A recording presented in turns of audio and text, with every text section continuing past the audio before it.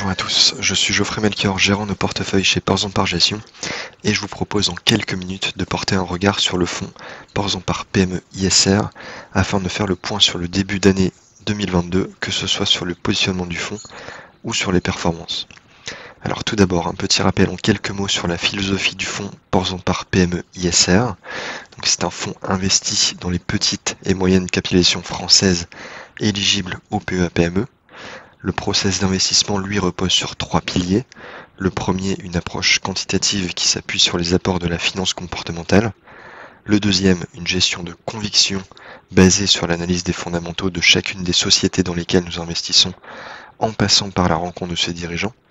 Et le troisième, la prise en compte de données extra-financières. Pour rappel, le fonds a été labellisé ISR en décembre 2020. Avant de rentrer dans le détail du fonds, je vous propose de prendre d'abord un peu de recul sur le contexte macroéconomique qui a dominé ce premier trimestre 2022.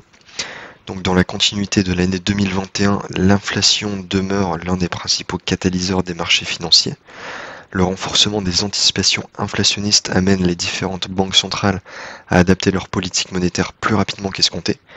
Depuis le début de l'année, les discours des institutions se sont clairement durcis. Le programme d'achat d'obligations de la BCE devrait s'interrompre dans le courant de l'année et la porte est désormais ouverte en Europe pour une éventuelle hausse des taux au 4e trimestre en fonction de l'évolution des données. La tonalité est la même de l'autre côté de l'Atlantique. Comme souvent, l'économie américaine est en avance et a déjà acté une hausse de taux de 25 points de base en mars.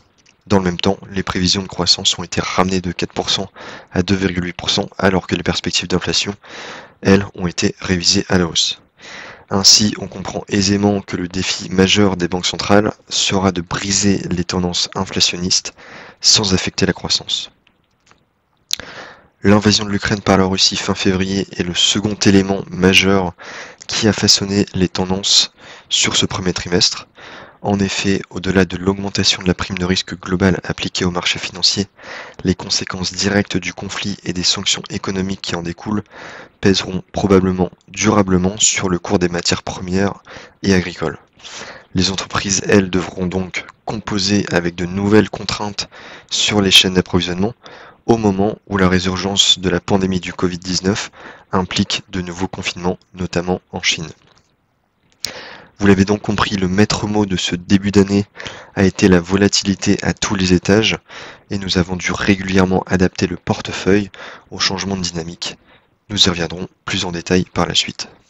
Au 31 mars 2022, le fonds Porzon Par PME ISR est investi à hauteur de 96% en actions et est concentré sur 46 positions avec les 10 premières lignes représentant 35% du portefeuille.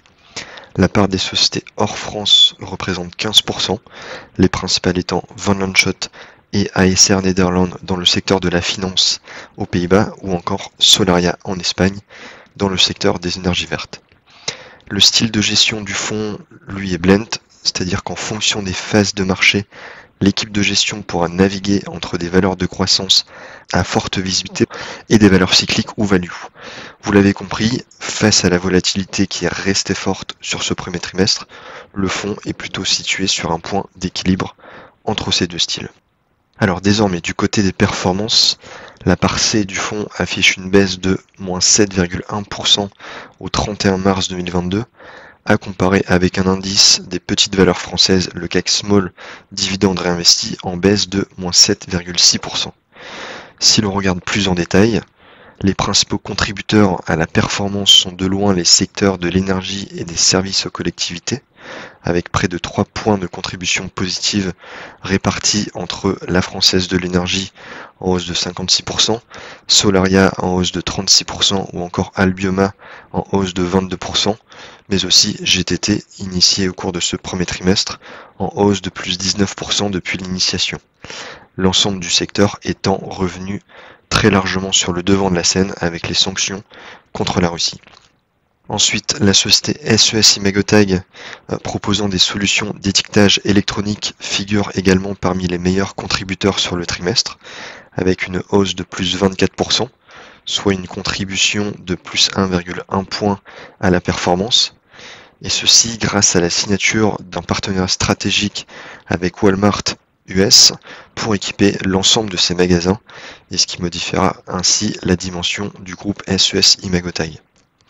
Du côté des ESN, Sword complète également le tableau des contributeurs positifs, ressortant en hausse de plus 12%, avec une contribution à la performance de 0,6 points. La société a publié d'excellents résultats 2021, nettement supérieurs aux standards du secteur, et a même relevé ses perspectives de croissance. À l'opposé, sous l'impulsion d'une remontée des taux plus rapide qu'anticipée, les valeurs ayant des multiples de valorisation élevés ont subi par contre de violentes prises de bénéfices et figurent donc parmi les contributeurs négatifs sur ce trimestre, à l'image de Esker et Interparfums, en baisse respectivement de -53% et -26%. Pour conclure cette rétrospective sur le premier trimestre écoulé, je vous propose maintenant de revenir sur les mouvements réalisés et sur le positionnement que nous adoptons en ce début d'année 2022. Donc vous l'avez compris, le contexte inflationniste et géopolitique ont profondément changé la physionomie des marchés. Les choix opérés par les investisseurs peuvent pour l'instant ne pas refléter la qualité des fondamentaux de certaines entreprises. Pour autant, ce mouvement nous a semblé suffisamment important et durable pour aller plus loin dans l'adaptation de nos portefeuilles à cette nouvelle donne. Donc d'un point de vue sectoriel, dans le portefeuille, cela se traduit en 4 points. Le premier, avec les secteurs de l'énergie et des services aux collectivités qui ont été sensiblement renforcés depuis le début de l'année pour atteindre un poids de 12% en revenant sur certaines valeurs comme Solaria, Albioma ou encore GTT dans le fond. Donc nous sommes revenus rapidement sur ce secteur vraiment face à la nécessité d'accélérer la transition énergétique pour réduire les dépendances de l'Europe aux énergies fossiles et notamment au gaz russe. Le deuxième point, c'est le secteur de la technologie qui était allégé pour atteindre un peu plus de 30% du portefeuille. Nous avons coupé notamment en deux la position en seuil tech dans les semi-conducteurs suite à l'annonce surprise du changement de CEO qui a été décidé par le conseil d'administration et qui engendre de nombreuses interrogations. Et nous avons également pris des profits sur le sous-secteur des ESN, entreprises de services du numérique, et les sociétés de conseil suite à un incroyable parcours en 2021.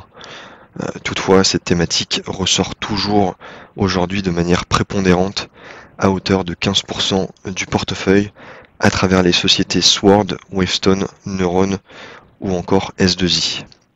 Le troisième point, c'est que nous avons également allégé notre exposition aux valeurs cycliques pour tenir compte d'un environnement macroéconomique plus incertain. Le secteur de la consommation discrétionnaire a ainsi été à nouveau allégé pour atteindre aujourd'hui 11% du portefeuille, notamment à travers la vente de Trigano, qui est un fabricant de camping-car, et de AFE dans le luxe en Italie, ainsi que l'allègement d'Interparfums dans la parfumerie. Par contre, au sein de ce secteur, nous sommes restés fortement pondérés sur la thématique du nautisme, avec notamment Fountaine Pajot et Katana face à des carnets de commandes qui atteignent encore des niveaux records. Et le quatrième point, c'est au sein du secteur de l'industrie, qui représente 23% du portefeuille, où nous avons accru notre sélectivité sur des sociétés disposant d'un pricing power important, qui seront capables de répercuter aisément la hausse des coûts des intrants ou encore du fret. Donc c'est le cas de Lectra, un fabricant de machines de découpe de textile et de cuir, ou encore Delta Plus, qui fabrique des équipements de protection individuels. Par contre, à l'opposé, dans l'industrie, les acteurs les plus pénalisés par l'inflation des coûts, eux, ont été vendus, à l'image de BSC, fabricant de machines de découpe du bois. En guise de conclusion, ce qu'il faut retenir est que le pragmatisme l'a emporté dans la conduite de nos portefeuilles au cours de ce premier trimestre. En effet, les fondamentaux des entreprises de croissance demeurent excellents, mais le changement d'environnement, notamment inflationniste, nous semble influencer le comportement des investisseurs.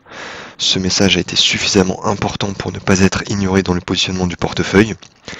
Et par ailleurs, nous continuerons d'être particulièrement vigilants quant aux conséquences économiques du conflit en Ukraine, ainsi que sur la poursuite du resserrement des conditions monétaires. Je vous remercie de votre écoute et vous donne rendez-vous à la fin du premier semestre.